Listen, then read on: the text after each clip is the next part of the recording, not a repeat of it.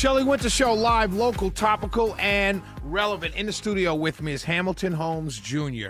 I want to start off, his family is a legacy of history, not only in Atlanta, not only in Georgia, but nationally in many, many cases, and did some amazing things. And the family has an amazing legacy, starting with your granddad, Alfred Tupp Holmes.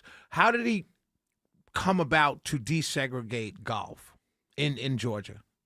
Sure. Let me just step back a little bit and give a little background on that and get to the court case here locally. So he grew up in Atlanta, graduated from Booker T. Washington High School, and then went to, back then, what was called Tuskegee Institute, which is, we know now as Tuskegee University, and was in college there. He learned how to play golf while he was a teen here in Atlanta. He used to follow his father around and learned how to play golf, and also went out with some of the black caddies that were in Atlanta that were caddying at some of the local courses here in town, and just picked it up and became a passion. He became really good at it. He was a college champion, also an amateur champion while he was in college. Didn't get an opportunity to play in the NCAA tournament. Because of segregation? Yes, because of segregation. And I think that experience probably started his thoughts of, well, how do I make a difference? How can I make this be different for people going forward? So skipping to his adulthood, he continued to play golf, traveled the country, played at a lot of the black courses that were around at that time, and eventually got to the point where he said, you know what, I'm just kind of tired of playing on black courses only. And if you think about it this way, his tax dollars and other black Atlantans' tax dollars were supporting the public courses or other public opportunities in Atlanta, such as pools and parks, things like that.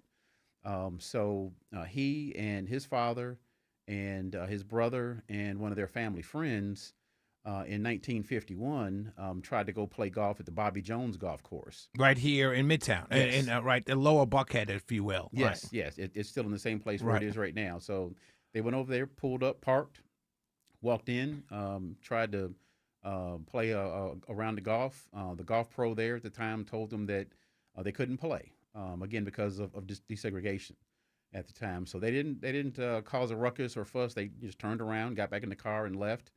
However, shortly after that, my grandfather filed a lawsuit. It's called Holmes versus the City of Atlanta. And even today, you can still look it up. You can Google it and get information about it. But that started the process of being able to have opportunities to play golf on public golf courses in Atlanta. And just to skip forward a little bit, in 1955, they eventually won the court case. And Shelley, believe it or not, this case actually went all the way up to the U.S. Supreme Court. Wow. He won his case and in 1955 in November, and people would think he might go out and try to play the next day, but actually they didn't. So they were smart about it and waited until Christmas Eve, which is December 24th of 1955, and went over to what was called the North Fulton Golf Course. So it's now called the Chastain Right. Well, it's still called North Fulton, but we call it Chastain because it's in Chastain. Right. But I understand. Yep. Sure. Yeah. So they went over there and played around the golf, had no issues, and things changed after that. Now, the interesting thing about that, though, is that it wasn't just about golf. Now, it may have been in the beginning for Tubb. But, again, I mentioned about the public tax dollars supporting the city of Atlanta. I was going to get to spaces. that. Yes. And we can talk about that still. No, go ahead. You go ahead. Yeah, I was just going to say that what happened at that point is that it opened up other public opportunities for black people to be able to go to public spaces here in 1955. Now, the interesting thing about that, though, also is that that case was used as precedence around the country for other places to start the process of desegregation at that time. Right. And in this case, I think the fascinating part of what you just said was this was not about, because a lot of people kind of rewrite history and say, well, why would you want to go join them? Well, it's not about joining them or white people or whatever like that. What it was my tax dollars are going to support that entity, so I want to be able to utilize that entity that my dollars are going to support. Absolutely, absolutely. And part of it was too is just my grandfather. Unfortunately, I never had a chance to meet him. He died a month before I was born. Okay. He died at 50 years old, believe it or not. So, but I understand he was a person that had strong convictions, believed in doing what was right, and just felt like it was time for things to start to change. And I'm going to try to do this through golf. And fortunately, things worked out. Now he did get a lot of feedback from the black community, and What was the feedback from the black community? well, some people supported what he was doing, but there were also a lot of people that said, why are you doing this? You're rocking the boat. You're making things harder Right. for us here Right. in Atlanta. That kind of thing. So it was a little bit on both sides. Right.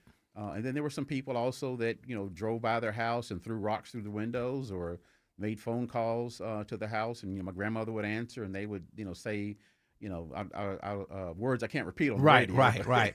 So We get the gist. Yeah, exactly. Right. It cuts her out, that kind of thing. So it was tough. Right. It wasn't an easy thing to do, but it was one of those kind of things again where they just felt like the time was right. Somebody has to do this at some point. Why not us to try to help make it happen? Absolutely. We're in the studio with Hamilton Holmes Jr. You just heard the story of his grandfather, Alfred Tup Holmes, and his golf course is now down in southwest Atlanta, right? That's correct. It's so in 1983, then Mayor Andrew Young renamed the golf course, which was called Adams Park at that time, and called it the Alfred Tup Holmes Memorial Golf Course. Now, the good thing about it is that all types of people come and play at the golf course. Absolutely, now. because it's a nice course. It is, and they've made some improvements to it the last few years, which people can tell the difference. So black people come there, white people, Right. Asian, men, women. So Right. it's a nice course. It's a relatively low, fee to play, which is good, and you can kind of come in and get a quick 9 or 18 in, Right. and move in and move out. So it's kind of tucked in southwest Atlanta, between Cascade Road and Campbellton Road. Right, and many of my golfers that are listening now, they are familiar with Alfred Tup Homes because, like you said, it's a good cost and it's a nicely laid out course. 10 is my favorite. That downhill on 10, that par 3, Yes. off the top of the hill is Top my of the hill, favorite. yeah. Yeah, that's my favorite hole. When we come back, I want to talk about your dad, Okay. Hamilton Holmes, and what he did, especially with the University of Georgia. This station being the home of the Dogs, I think it's relevant. It's the Shelley Winter Show. We will be right back.